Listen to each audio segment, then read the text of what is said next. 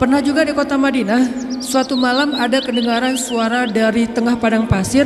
Itu suara paling aneh. Kita nggak bisa meniru, yang jelas ilustrasinya suara itu bisa bikin orang kayak Umar ketakutan. Bayangin, suara yang bisa bikin orang kayak Umar, kan kita tahu keberanian Umar. Setan aja takut sama Umar kan? Tapi Umar kali ini takut dengan suara itu. Coba Umar lewat jalan misalnya nih depan depan Pusdai lewat nih, udah style setan gak bakalan lewat jalan situ. Langsung di dalam Google Map setan itu merah. Jangan ngambil jalan itu, kenapa? Udah merah, lewatin sama Umar. Jadi udah forbidden buat setan. Tapi Umar pada malam itu ketika mendengar suara di tengah padang pasir ketakutan. Sehingga ketika semua penduduk Madinah mendengar suara yang luar biasa seperti suara makhluk yang lagi marah-marah nih. Suara setan kalau menurut ulama, walaupun Nabi nggak nyebut kayak gitu. Suara setan yang lagi ngamuk-ngamuk, bayangin. Orang aja ngamuk kan kelihatan ya. Apalagi setan ngamuk, bayangin. Setan ngamuk, bukan jin, setan. Arti setan tuh jin yang paling premannya jin lah. Tuh jagarnya jin ngamuk. Diobrak-abrik semuanya sama dia. Lagi ngamuk nih setan, suaranya luar biasa kayak yang pernah sempat viral di YouTube ya. Gak tahu itu suara apa di dalam perut bumi, terdengar di beberapa penjuru dunia. Entah benar entah editan, saya nggak ngerti lah. Yang jelas suara kayak gitu tuh pernah terdengar di zaman Nabi dan lebih ngeri lagi tuh. Ada yang ngamuk luar biasa. Terus para sahabat berkumpul di Masjid Nabawi. Bayangin, sahabat malam-malam itu keluar dari rumah mereka, pengen cari tahu suara apa, tapi nggak ada yang berani keluar sendiri. Akhirnya ngumpul di depan masjid. Udah ngumpul depan masjid, mereka cari Nabi. Kan rumah Nabi di sebelah masjid. Rasulullah mana? Rasulullah mana? Umar. Terus sekelas Sa'ad bin Abi Waqqas, Abu Ubaidah bin Jarrah yang udah nggak takut mati sama sekali. Orang-orang yang pemberani lah. Tapi ngumpulnya di depan masjid karena nggak berani keluar sendiri ke tengah padang pasir gara-gara saking seremnya tuh suara. Udah ngumpul, cari-cari Nabi, tiba-tiba mereka ngelihat sosok seorang laki-laki datang dari tengah kegelapan padang pasir. Dia pegang pedang di atas pundaknya, gak pakai baju, cuma pakai celana, badannya bagus. Kalau kita gak pakai baju malu-maluin ya, Nabi gak pakai baju, keren lah. Gak pakai baju, cuma pakai celana, badannya bagus, terus pakai pedang gitu kan bener-bener kayak cerita gladiator atau siapalah Hollywood gitu kan. Naik kuda tuh gagah sendiri dari tengah kegelapan padang pasir sendiri datang. Dari kejauhan ditanya siapa, ternyata Rasulullah SAW. Jadi kalau ada yang menganggap Nabi pengecut, banyak bukti Nabi itu pemberani. Cuman gak sok jagoan Nabi teh, gak konyol. Nabi kalau misalnya berstrategi dalam perang, Nabi ada istilah dakwah sembunyi-sembunyi, bukan karena Nabi takut pada orang Quraisy. Karena kalau Nabi dakwahnya belak-belakan, gak pakai strategi, terus beliau dibantu oleh Allah dengan mujizat, maka kita nggak bisa niru strategi dakwah Nabi, soalnya kita nggak punya mujizat. Nabi mencontohkan yang paling mudah ditiru, bukan yang paling mudah untuk beliau. Kalau mau, Nabi bisa berdakwah itu nggak butuh Abu Bakar, nggak butuh Khadijah, sendiri aja.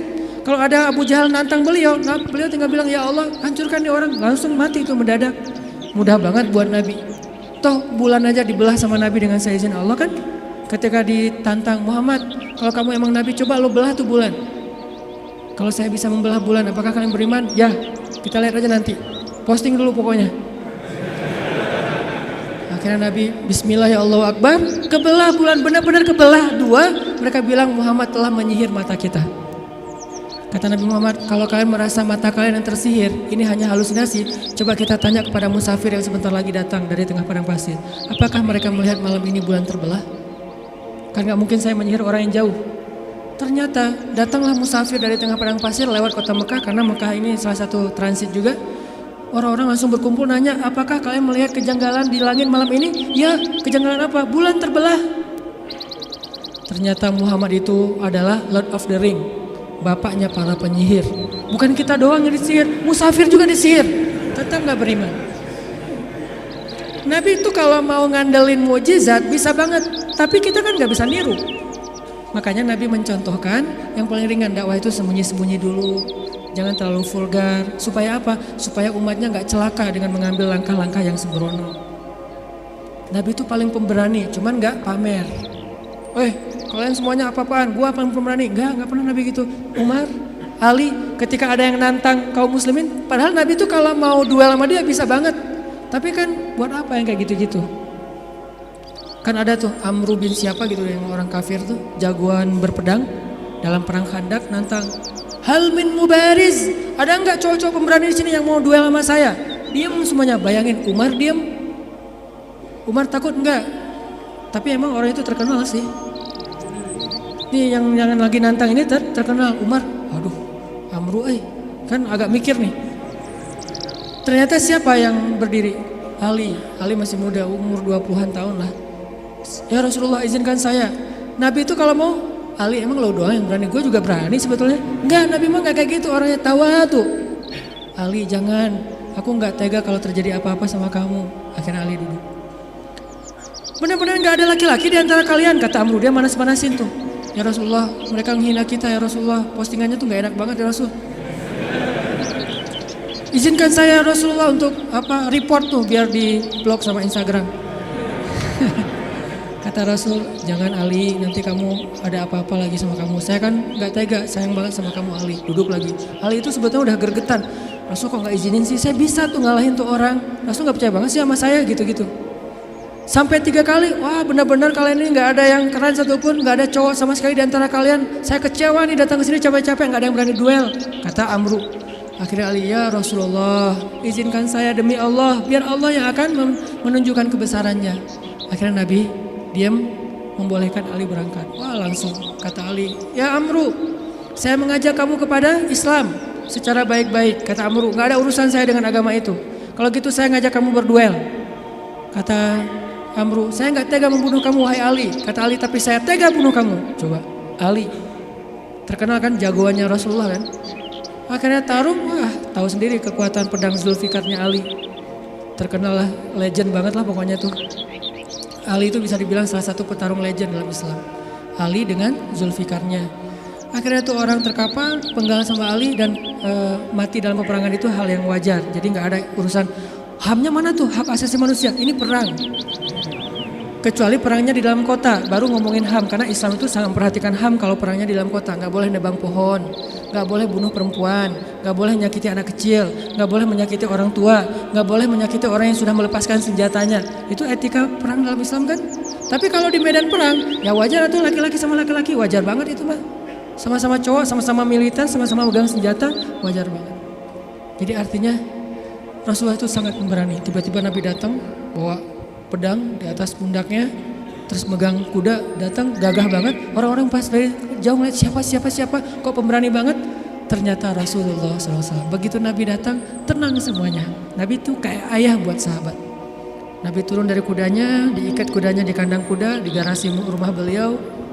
Udah selesai markirin kuda, Nabi datang ke sahabat. Ya udah ya, udah bubar ya, udah selesai. Kata sahabat, Nabi ada apa sih di luar? Tadi kedengaran suaranya serem banget. Kata Nabi, udah beres. Nabi nggak cerita. Saking Nabi bijak. Kan kalau kita mah habis kayak gitu kan ceritanya panjang tuh ya. Wah gua tadi habis tarung loh sama dia. Kan gitu ya. Nggak bijak banget kita mah. Kalau Nabi bijak, udah beres. Nggak, gua habis tarung. Wah babak belur lah pokoknya, dia udah nggak patah kaki, patah tangan. Tadinya tuh dia gaya-gaya nantang gua, nggak tahu siapa Muhammad gitu-gitu kan. Ini anaknya Abdullah, cucunya Ismail, seorang sniper. Ismail kan terkenal sniper ya. Mata Ismail itu turun kepada Nabi Muhammad, mata yang tajam. Salah satu keistimewaan Nabi itu matanya tajam, sehingga beliau itu nggak pernah meleset dari memanah. Cuman kenapa nggak terkenal? Karena Nabi nggak suka manah seseorang yang tidak layak. Nah kita mah cuman manah calon juga nggak kena kan ya. Gagal lagi. Insya Allah nanti saya sharing cara memanah.